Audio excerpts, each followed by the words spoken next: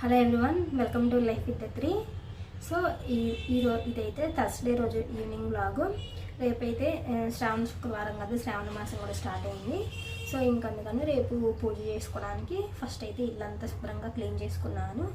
Evening morning గిన్నెలు అవి కడిగేసినాక gas పొయ్యి అంతా క్లీన్ చేసుకున్నాను.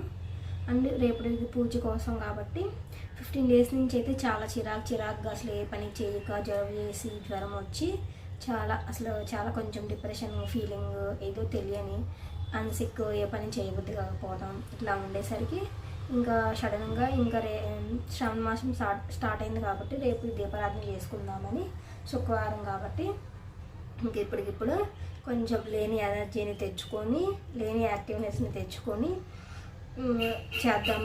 ఇట్లా ఉంటే ఇంక అట్లాగే ఉన్నట్లు ఉంటుంది అనేసి ఫస్ట్ అయితే గిన్నెలకు క్లీన్ చేసేసి, నెక్స్ట్ కిచెన్ కూడా క్లీన్ చేసేసి, ఇలా నీట్ చూసుకొని వచ్చేసి ఇంకా చక్కగా హెడ్ బాత్ చేసి అయితే దేవుడి పట్టాలు అవి ఈ పూట క్లీన్ చేసి పెట్టుకుంటే రేపటికి కొంచెం ఈజీగా ఉంటుంది, హడావులు లేకుండా ఉంటుందని ఇంకా వీడియో కూడా స్టార్ట్ చేశాను. నేనైతే దేవుడి పట్టాలు క్లీన్ చేస్తా, మాట్లాడుకుందాము. బ్లాగ్ అయితే కంటిన్యూ అవుతుంది, చూస్తూ ఉండండి. నెక్స్ట్ అయితే దేవుడి పట్టాలు కూడా క్లీనింగ్ చేసుకుంటున్నాను. నేను ఎప్పుడు కింద పేపర్ వేసుకొని కింద కూర్చొని అయితే క్లీన్ చేసుకుంటాను. అండ్ దేవుడి పట్టాలు క్లీన్ చేయడం కూడా ఒక సపరేట్ క్లాత్ ఒకటి ఉంటుంది. ఆ క్లాత్తో అయితే తుడిచేసుకుంటాను శుభ్రంగా వాటర్తో. దేవుడి పట్టాలు తుడిచేసినాక మళ్ళీ వాష్ చేసుకొని అయితే మనం పక్కన పెట్టుకోవచ్చు. మళ్ళీ నెక్స్ట్ టైం యూజ్ చేసుకోవడానికి మనకి చాలా ఈజీగా ఉంటుంది. నేనైతే ఇట్లాగే ఫాలో అవుతాను.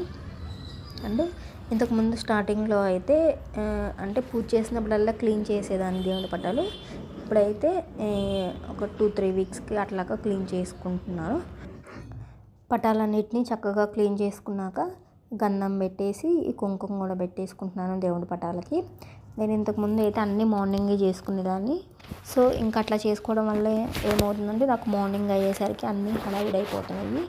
పూజ చేసుకునేసరికి 10:30 అట్లా అయిపోతుంది. మళ్ళీ మా బాబుకి లంచ్ బాక్స్ ఇవ్వడానికి అట్లా మళ్ళీ లేట్ అయిపోతుంది అనేసి నెక్స్ట్ అయితే పూజ ఐటమ్స్ కూడా క్లీన్ చేసుకుంటున్నాను. లాస్ట్ టైము సబీనా పౌడర్ ఉంటుంది కదా, దేవుడి ఐటమ్స్ క్లీన్ చేసి అది తెప్పించాను. అది ఎక్కడ పెట్టానో గుర్తులేదు. అందుకని సోప్ పెట్టేసి క్లీన్ చేసుకుంటున్నాను. నేను నార్మల్ దీపారాధన చేసుకోవడానికి నాకేందో చాలా టైం పట్టినట్టు అనిపించింది. చాలామంది పూజలు రెగ్యులర్గా ఎప్పుడు చేసుకుంటూ ఉంటారు, వాళ్ళకి ఎంత టైం పట్టిద్దో నాకు ఒక్కొక్కసారి అనిపించింది. అందుకే నేను చాలా సింపుల్గా చేసుకుంటాను. జస్ట్ నార్మల్ దీపారాధన వెలిగించుకొని మ్యాక్సిమం ఫ్రూట్సే పెడతాను దేవుడికి ప్రసాదంగా కూడా. ఇంకా ఏమన్నా ప్రసాదాలు అట్లా ప్రిపేర్ చేయాలంటే ఎప్పుడో ఇంకా పెద్ద పండుగ అయితేనే ప్రిపేర్ చేస్తాను. అవి కూడా లిమిటెడ్గా నాకు ఈజీగా అయిపోయేవి చేసుకుంటాను. నాకు ఎందుకో చాలా టైం పట్టింది.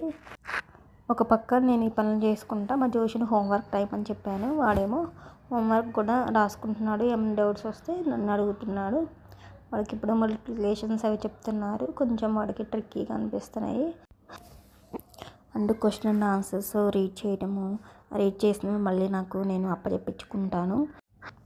పిల్లల చేత ఈజీగా హోంవర్క్ చేయించడం కోసం వాళ్ళకి ఎక్కువ హోంవర్క్ ఉన్నప్పుడు అంటే మనం పోర్షన్స్లా డివైడ్ చేస్తే వాళ్ళకి సింపుల్గా ఈజీగా చిన్నగా చేసినట్లు ఉంటుంది, వాళ్ళకి బర్డెన్గా అనిపించదు.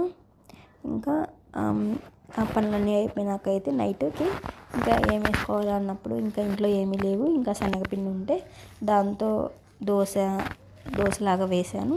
దీన్ని మనకి మంచి ప్రోటీన్, చాలా హెల్దీ కూడా.